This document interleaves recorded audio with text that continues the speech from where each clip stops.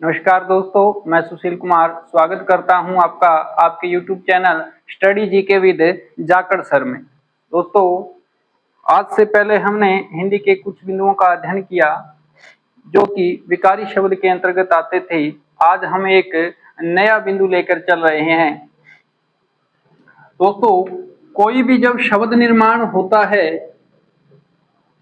तो शब्द निर्माण के लिए कोई न कोई इकाई निर्धारित होती है। तो शब्द संरचना की कुछ इकाइयां होती है और उनकी संख्या होती है दोस्तों 4।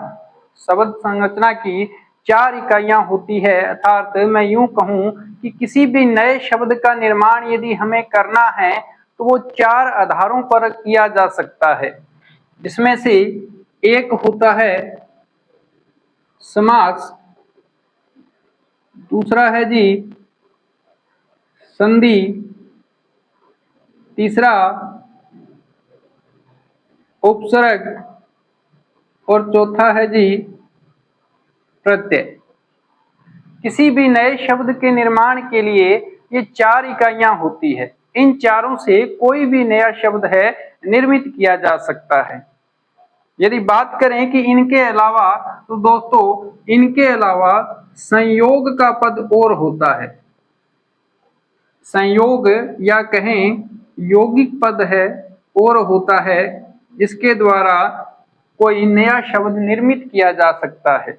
मूल रूप में यदि हमसे इकाइयां ही पूछी जाती है तब हमारा उत्तर सदैव 4 ही रहेगा कि कोई भी शब्द निर्माण है किन इकाइयों के आधार पर होता है, तो वो 4 इन इकाइयों के आधार पर ही होगा। इसके अलावा कोई ऐसी इकाई नहीं है जिसके आधार पर कोई नया शब्द निर्मित किया जा सके। तो आज हम इन शब्द निर्माण की इकाइयों में पहला बिंदु लेकर चलेंगे समास।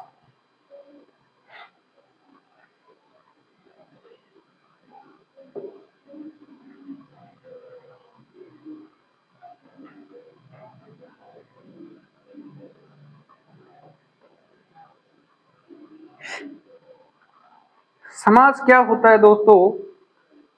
कोई भी हमारे पास पद है, यदि हम उसको छोटा कर रहे हैं, कोई वाक्य है, कोई अनुच्छेद है, यदि हम उसको छोटा कर रहे हैं तो हम प्राय उसका नाम लेते हैं कि हमने संक्षिप्त कर दिया, संक्षेपण कर दिया। तो समास का जो शाब्दिक पर्याय होता है वो होता है संक्षिप्त कर देना, संक्षिप्त या संक्षेपण करना, यानी कि छोटा करना ही समास होता है। यदि इसके विलोम की बात करें कि समास का विलोम क्या होता है, तो दोस्तों इसका विलोम होता है व्यास। समास का विलोम शब्द पूछा जाता है तो समास का विलोम होता है व्यास। समास का विलोम है व्यास। समास शब्द है एक यौगिक पद है। समास एक यौगिक शब्द है। इसका निर्माण है समयोग आज से हुआ है। समयोग आज से इसका निर्माण हुआ है। सम का अर्थ होता है जी पास या कहीं समीप, पास या समीप। और आस होता है बैठना, आस होता है बैठना या कह सकते हैं बैठाना। किनको बिठाएं? 2 शब्दों को जब अपने पास पास बैठाएंगे वो समास होता है। तो इस आधार पर इसकी परिभाषा दे सकते हैं कि 2 शब्दों का परस्पर मेल, 2 शब्दों का परस्पर मेल समास कहलाता है। 2 शब्दों का परस्पर मेल समास कहलाता है। 2 शब्द हमें पास पास में बैठाने हैं। किस प्रकार से? जैसे एक शब्द लेते हैं पाठ के लिए शाला। ये 2 हमारे पास पद है। जब इन पदों को हम पास पास में बैठा देंगे, जब इन पदों को हम पास पास बैठा देंगे तो समास कहलाता है। ठीक है जी। हमने क्या किया, जब इन पदों को पास पास में किया तो इनके मध्य जो योजक प्रयुक्त हो रहा था, योजक या कह सकते हैं जो कारक चिन्ह प्रयुक्त हो रहा था, जो विभक्ति प्रयुक्त हो रही थी, हमने उसको लोप कर दिया, हमने उसको हटा दिया।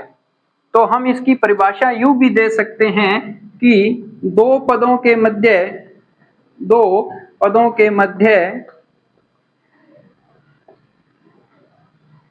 प्रयुक्त कारक चिन्ह विभक्ति योजक को हटाकर उन्हें पास पास लिख देना समास कहलाता है। पास लिख देना समास कहलाता है। हमारे पास ये दो पद थे, हमने इन दोनों पदों को पास लिखने के लिए इनके मध्य जो कारक चिन्ह इस्तेमाल हो रहा था उसका लोप कर दिया, इनको हटा दिया। इनको हटाकर जो हमारे इनको पास लिखने की प्रक्रिया है, जो प्रोसेस है, उस प्रक्रिया को ही क्या बोला जाता है? समास बोला जाता है। उस प्रक्रिया को क्या बोला जाता है? समास बोला जाता है जी। अब बात आती है कि हमारे पास जब इस प्रक्रिया से एक शब्द बना तो उस शब्द को क्या कहेंगे? तो दोस्तों, जब भी किसी समास प्रक्रिया से कोई शब्द बनता है तो उसे बोला जाता है समस्त पद, या अपन इसको कह सकते हैं सामासिक पद। या तो कहेंगे समस्त पद या कहेंगे सामासिक पद। परिभाषा लिख लीजिए कि समास प्रक्रिया से बना शब्द समस्त पद या सामासिक पद कहलाता है। समस्त पद या सामासिक पद कहलाता है। ठीक है जी, कि समास इसका तात्पर्य होता है संक्षिप्त करना या संक्षेपण करना। इसके विलोम की बात करें तो विलोम होता है व्यास। समास एक यौगिक शब्द है, इसका निर्माण समयोग आस से हुआ है, जिसका तात्पर्य होता है कि शब्दों को पास या समीप बैठाना एक दूसरे के। क्या किया जाता है कि जब दो पद होते हैं और उनके मध्य जो भी कारक चिन्ह है, विभक्ति है, योजक है या अव्यय पद जो प्रयुक्त किए जा रहे हैं, यदि उनका हम लोप कर देते हैं और उनको पास में बैठा देते हैं तो उस प्रक्रिया को समास बोला जाता है। और जो इस प्रक्रिया से शब्द निर्मित हुआ है उस शब्द को हम समस्त पद या सामासिक पद के नाम से जानते हैं। अब अगली बात आती है कि यदि हम इस समस्त पद को पुनः उसी स्थिति में लेकर आते हैं तो उसको हम किस नाम से जानेंगे? तो दोस्तों, यदि हम यही प्रक्रिया वापस लेकर जाते हैं कि पाठशाला से वापस हमें यही रूप लेकर आना है, तो इसे हम कहेंगे समास विग्रह। क्या कहेंगे? समास विग्रह है। कि समास विग्रह की परिभाषा देखिए कि समस्त पद में लुप्त विभक्ति कारक चिन्ह या योजक को पुनः लिख देना समास विग्रह कहलाता है। ठीक है जी। जैसे एग्जांपल लेते हैं कि हमारे पास एक समस्त पद है रसोई घर। हमने क्या किया, इस समस्त पद के मध्य जो विभक्ति छुपी हुई है इस विभक्ति को वापिस इसके बीच में लिख दिया। रसोई के लिए घर, या हम यूं कहें कि राजमाता लिखा हुआ है, हमने बीच की विभक्ति वापस लिख दी कि राजा की माता। इन दोनों पदों के मध्य जो विभक्ति थी हमने उसे पुनः लिख दिया, और ये पुनः लिखने की जो प्रक्रिया है वो समास विग्रह के नाम से जानी जाती है। आगे बढ़ते हैं दोस्तों इसी के साथ।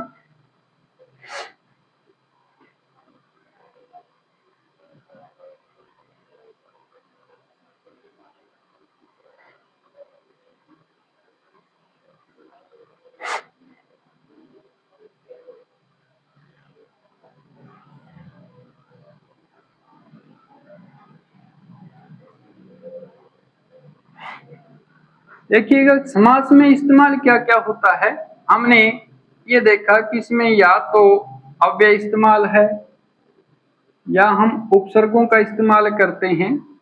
तो यहाँ पर क्या क्या इस्तेमाल करेंगे, संज्ञा, सर्वनाम, विशेषण या क्रिया।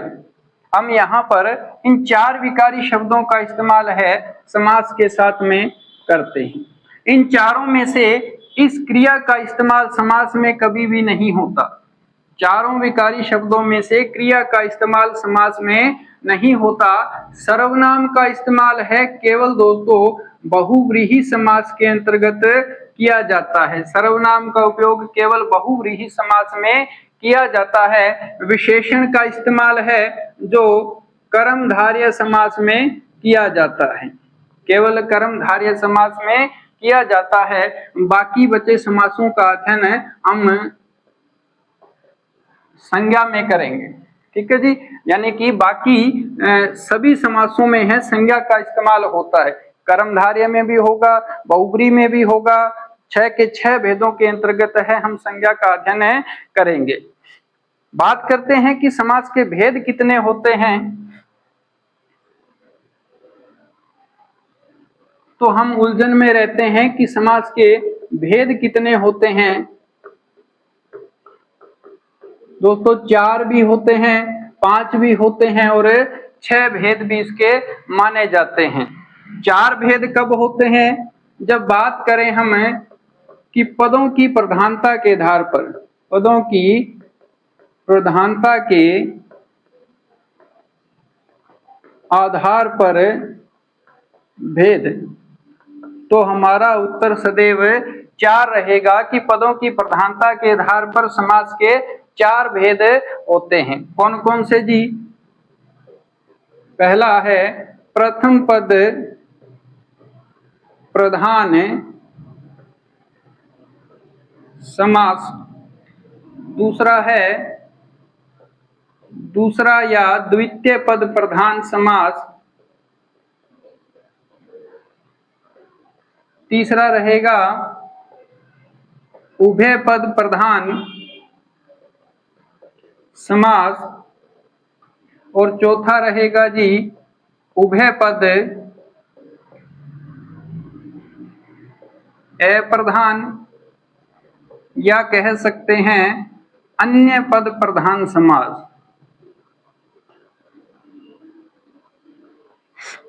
चार भेद होते हैं पदों की प्रधानता के आधार पर। यदि बात करें कि प्रथम पद प्रधान कौन सा होता है, तो अव्ययी भाव समास प्रथम पद प्रधान समास होता है। बात करें कि द्वितीय पद प्रधान कौन सा होता है, तो जी दोस्तों तत्पुरुष समास है, द्वितीय पद प्रधान समास होता है। हम इसी के आगे भेदों की बात करते हैं तो कर्मधारय और द्विगु भी तत्पुरुष के ही भेद माने जाते हैं। तीसरा है द्वंद्व समास और चौथा आ जाएगा जी बहुव्रीहि समास। पदों की प्रधानता के आधार पर हमारे पास 4 प्रकार के समास होते हैं। आगे बात आती है कि 5 कब होते हैं, तो पूछते हैं कि मूल रूप से समास के भेद, तो वहां पर हमारा उत्तर सदैव 5 रहेगा। मूल रूप का यहाँ पर तात्पर्य है संस्कृत से। ठीक है जी। नंबर 1 केवल समास, दूसरा है जी अव्ययी भाव समास, तीसरा रहेगा तत्पुरुष समास। तत्पुरुष समास के दोस्तों 2 भेद होते हैं। एक होता है जी समानाधिकरण, एक होता है समानाधिकरण और दूसरा होता है व्याधिकरण। समानाधिकरण के पुनः 2 भेद होते हैं, एक कर्मधारय और दूसरा होता है द्विगु। समनाधिकरण के फिर दो भेद है, एक है कर्मधारय समास और दूसरा है द्विगु समास, जबकि व्याधिकरण के 6 भेद होते हैं। कारक के आधार पर कर्म कारक तत्पुरुष समास, करण कारक तत्पुरुष समास,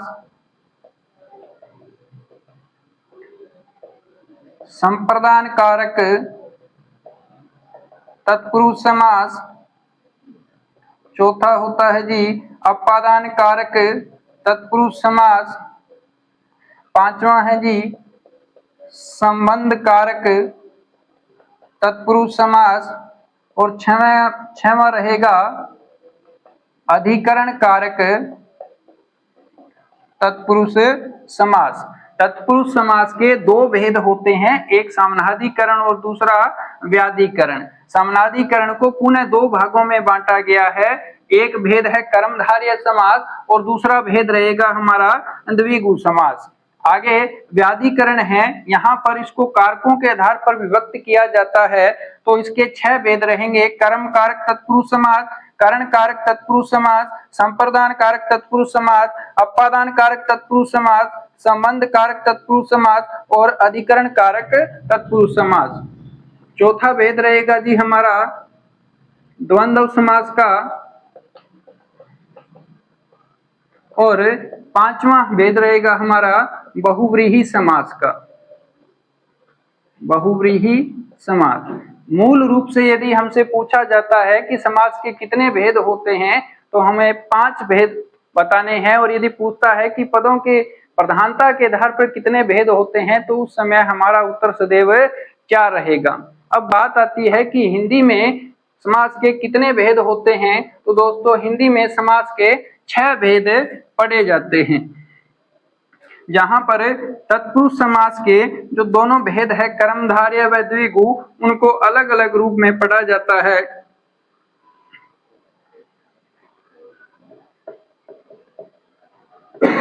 हिंदी में समास के भेद तो 6 भेद होते हैं जी। पहला अव्ययी भाव समास, दूसरा द्विगु समास, तीसरा कर्मधारय समास, चौथा द्वंद्व समास, पांचवा बहुव्रीहि समास, और 6वां रहेगा जी तत्पुरुष समास। यदि हिंदी में पूछा जाता है कि समास के कितने भेद होते हैं तो हमारा उत्तर रहेगा कि हिंदी में समास के 6 भेद होते हैं। अब चलते हैं जी इसके पहले भेद की ओर।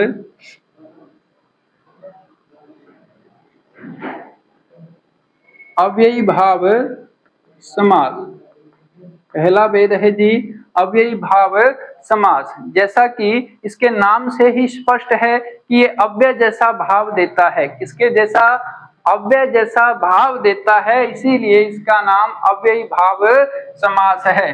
तो अपन पहली कंडीशन यही लिख सकते हैं कि यह सदैव अव्यय जैसा भाव देता है, अव्यय जैसा भाव देता है।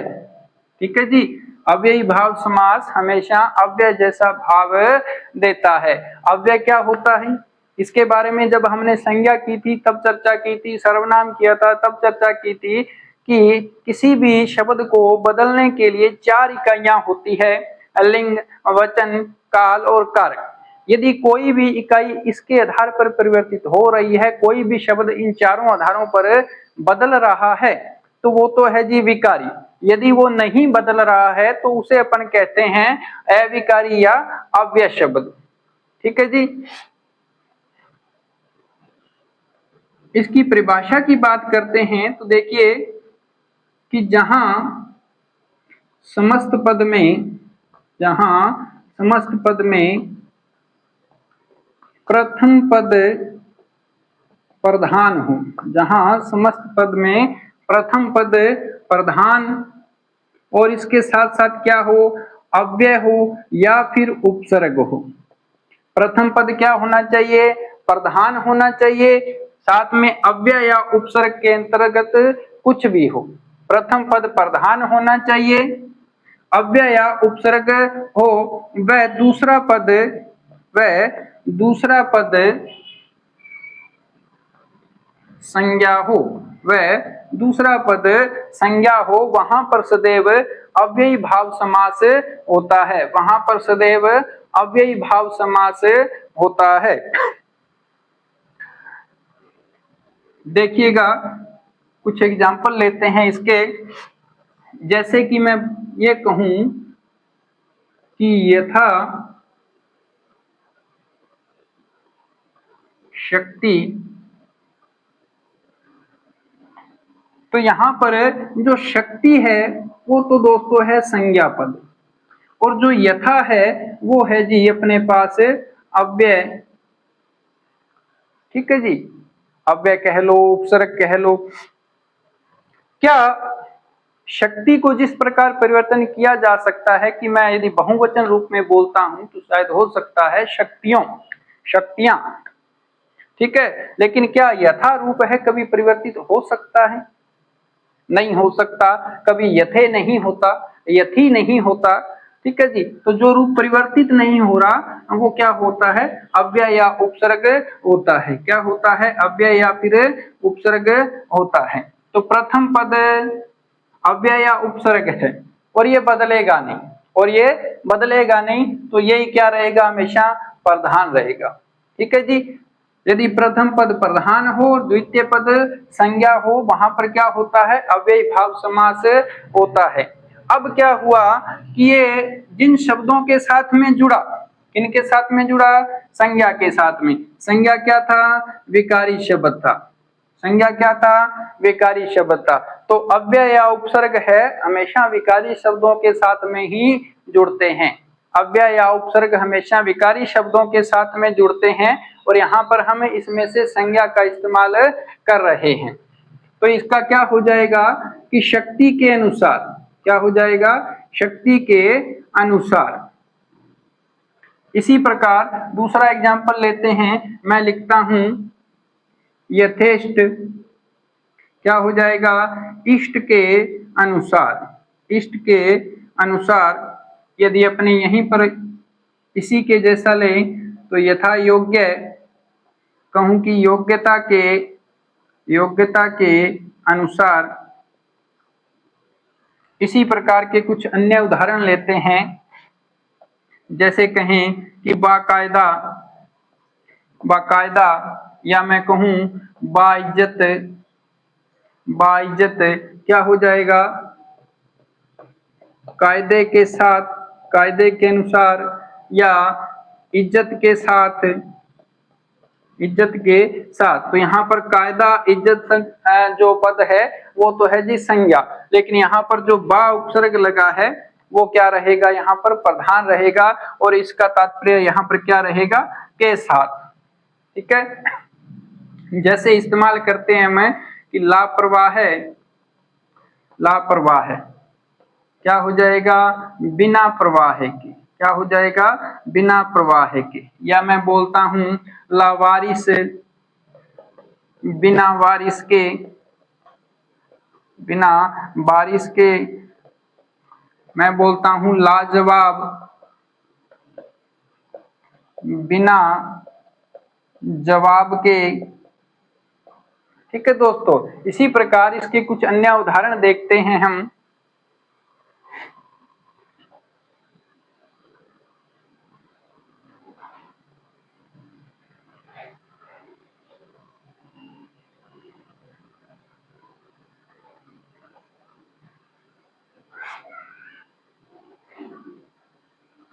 जैसे अपने लिखते हैं आजानू, ठीक है जी, जानू कहते हैं घुटनों को, किसको कहते हैं, घुटनों को कहते हैं। तो क्या हो जाएगा, घुटनों तक, घुटनों तक। मैं कहूं कि आजानू बाहु, क्या हो जाएगा,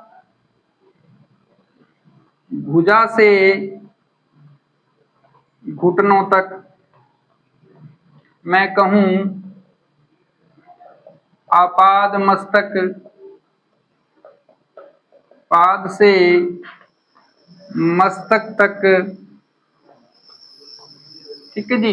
मैं कहता हूँ निर्धन, बिना धन के, बिना धन के, या कहें नीरव, बिना रव के। रव कहते हैं जी ध्वनि को, बिना रव के, नीरस, बिना रस के, निर्जन, बिना जन के,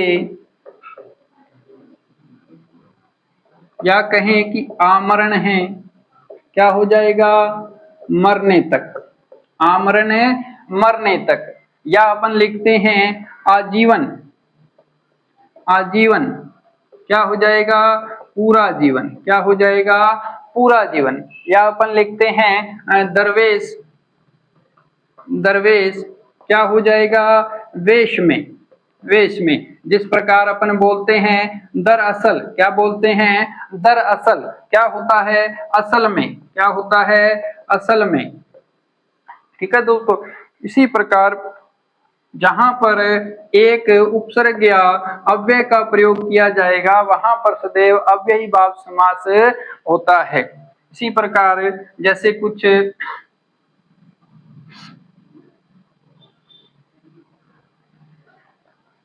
आकंठ,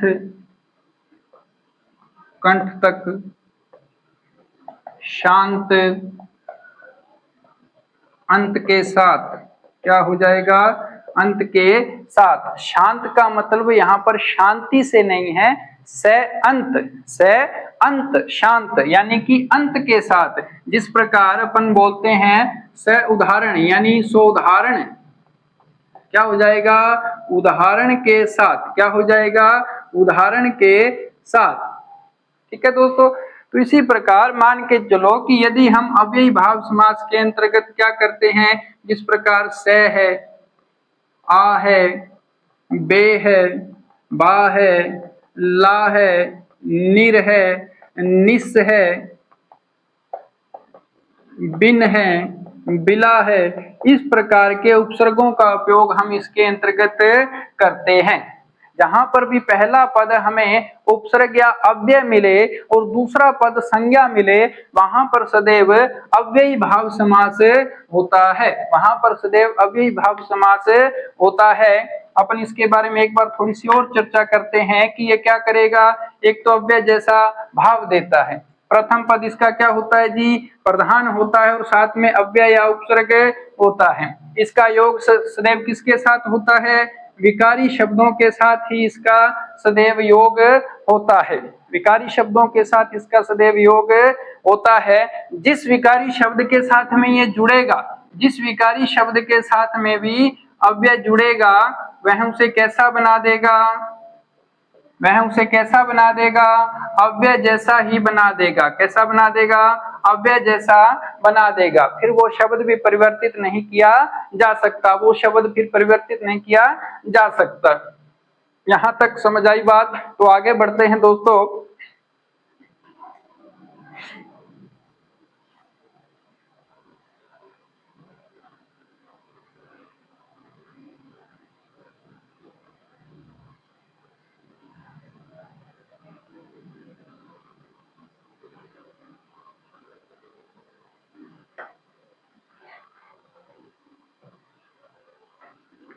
देखिएगा अव्ययी के अंदर ही क्या होता है,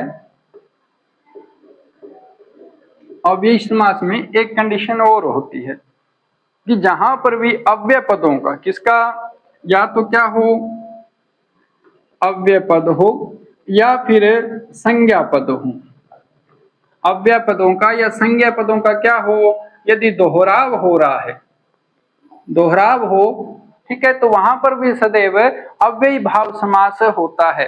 यदि अव्यय पदों का या फिर संज्ञा पदों का दोहराव हो रहा है तो वहां पर भी सदैव क्या होता है, अव्ययी भाव समास होता है। जिस प्रकार हम देखते हैं दोस्तों कि लूटम लूट, भागम भाग,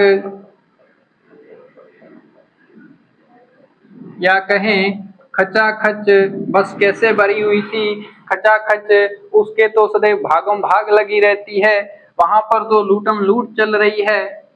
या कहते हैं वह दिनों दिन बढ़ता जा रहा है, उसने काम रातों रात निकाल लिया, वह सारा काम हाथों हाथ कर देता है।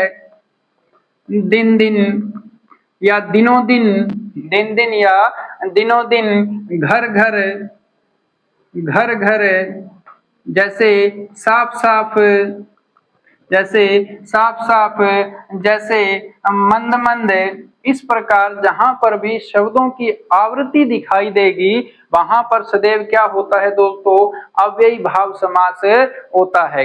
वो भी किन किन की आवृत्ति दिखाई देनी चाहिए, या तो अव्यय पद उपसर्ग पद हो, अव्यय पद हो, या फिर उपसर्ग पद हो, या फिर संज्ञा पद हो, या फिर क्या हो, संज्ञा पद हो। जहां पर इनकी आवृत्ति होगी, दोहराव होगा, वहां पर सदैव अव्ययी भाव समास होता है। वहां पर सदैव क्या होता है, अव्ययी भाव समास होता है। तो दोस्तों आगे बढ़ते हैं अपन अब दूसरे भेद की ओर।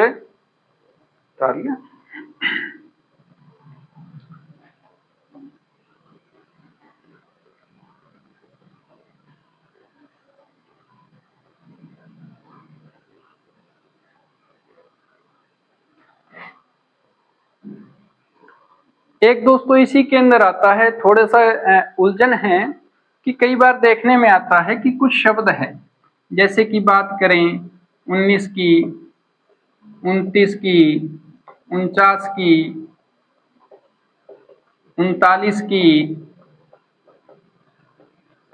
यानी मैं कहूं कि जहां पर भी 19 पीछे 9 आए, ठीक है जी, 29, 39, 49, 59, 69, 79, 89, इस प्रकार जहां पर भी पीछे 9 लग रहा हो, जहां पर पीछे वाली संख्या 9 हो, वहां पर आता है कि इनका जो विभाजन किया जाता है वो इस प्रकार से होता है कि 20 से 1 कम, 20 से 1 कम, जैसे 30 से 1 कम, 50 से 1 कम, या फिर 40 से 1 कम। ठीक है दोस्तों, इस प्रकार से इनका है जो विभाजन किया जाता है, और देखने में मिलता है कि यहाँ पर भी क्या होता है, अव्ययी भाव समास मानते हैं। कुछ लोग यहाँ पर भी अव्ययी भाव समास मानते हैं, बाकी इनके बारे में अपने अगले भेद में थोड़ी चर्चा और करेंगे। ठीक है दोस्तों,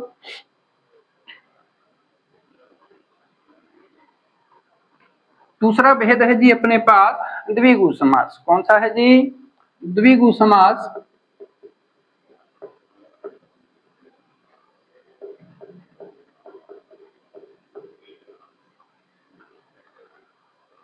द्विगु समास में क्या होता है कि अपन ये पढ़ा था जब पदों की प्रधानता की बात कर रहे थे कि यहाँ पर दूसरा पद प्रधान होता है। कौन सा पद प्रधान होता है, दूसरा। तो जहां समस्त पद में, जहां समस्त पद में दूसरा पद प्रधान हो, दूसरा पद प्रधान हो, तथा प्रथम पद क्या हो, प्रथम पद संख्यावाची हो, प्रथम पद क्या हो, संख्यावाची हो। जहां पर दूसरा पद क्या हो, प्रधान हो, दूसरा पद प्रधान हो, और प्रथम पद क्या रहेगा सदैव, प्रथम पद सदैव संख्यावाची हो। ठीक है, और दोनों पद समूह का बोध कराते हों, दोनों पद समूह का बोध कराते हों, वहां पर कौन सा समास होता है मित्रों, वहां पर होता है द्विगु समास। कौन सा होता है, द्विगु समास वहां पर होता है। क्या कंडीशन लगा रहे हैं अपने कि जिस समस्त पद में दूसरा पद प्रधान होगा तो प्रथम पद क्या होगा, संख्यावाची होगा, यानी प्रथम पद ऐसा होगा जहां पर कोई न कोई संख्या अवश्य होगी, और दोनों पद मिलकर किसी न किसी समूह का बोध कराते होंगे, वहां पर से सदैव द्विगु समास होता है। कुछ एग्जाम्पल लेते हैं। जैसे अपन बात करते हैं सप्ताह की, सप्त, सप्त यानी कि 7, अहन का, अहन यानी कि दिन, सप्त अहन का समूह, सप्त अहन का समूह क्या कहलाता है? सप्ताह कहलाता है। ठीक उसी प्रकार जैसे बात करते हैं शताब्दी की, किसकी? शताब्दी हो या दशाब्दी हो। सत, सत हो गया 100, 100 अब्दों का समूह। अब्द कहते हैं दोस्तों वर्ष को, साल को अब्द बोला जाता है। तो जहां पर 7 अब्दों का समूह होगा वो शताब्दी है। इसी प्रकार जैसे दुपट्टा, 2 पट्टों का समूह दुपट्टा कहलाता है। जैसे कि दोलड़ा, 2 लड़ों का समूह दोलड़ा होता है।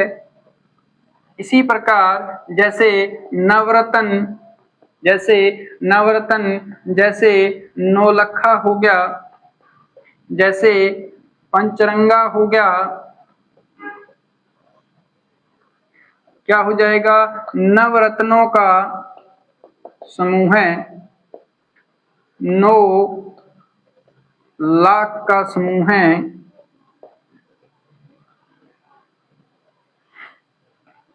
वैसे तो नौलखा हार के लिए संबोधित होता है, ठीक है जी।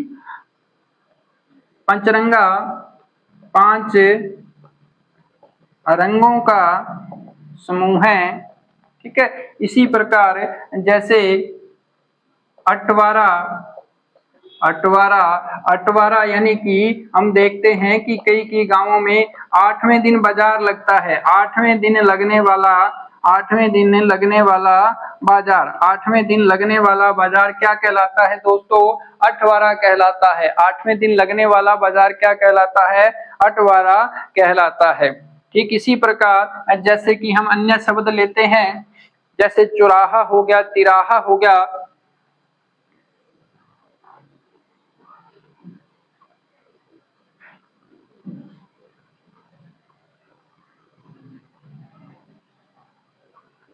जैसे चौराहा हो गया, क्या हो जाएगा? 4 राहों का, 4 राहों का समूह क्या कहलाता है? चौराहा कहलाता है। 4 राहों का समूह क्या कहलाता है दोस्तों? चौराहा कहलाता है, तिराहा कहलाता है।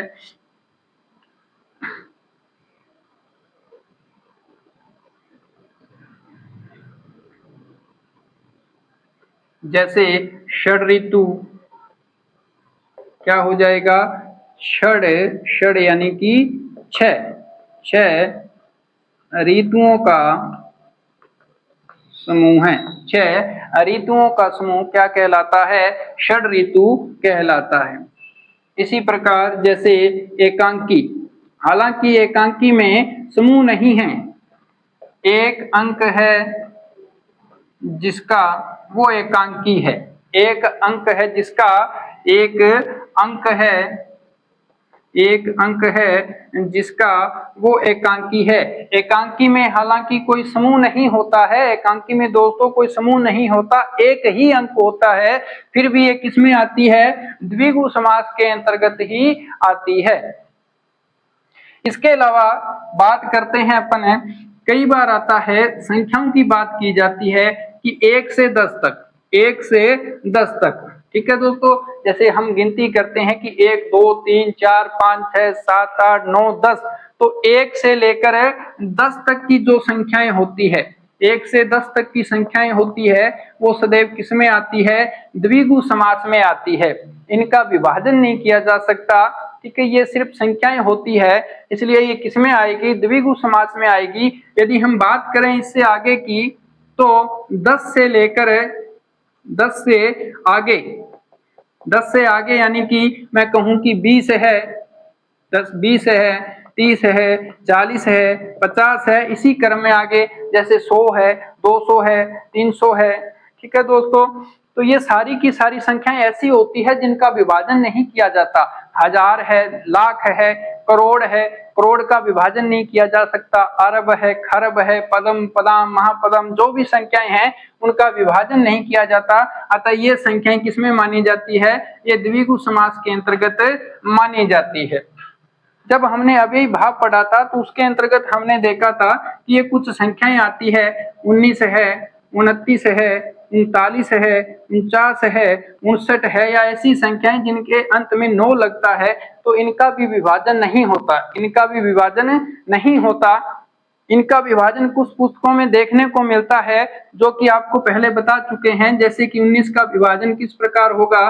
20 से 1 कम, 20 से 1 कम। इसी प्रकार 29 का होगा 30 से 1 कम, 39 का 40 से 1 कम। तो ये संख्याएं हैं, कहीं पर तो द्विगु के अंतर्गत आएगी, द्विगु नहीं है तो अव्यय में आएगी, दोनों नहीं है तो दोस्तों कर्मधारय में आएगी। तीनों में से एक ऑप्शन में होगा, तीनों इकट्ठे नहीं होंगे।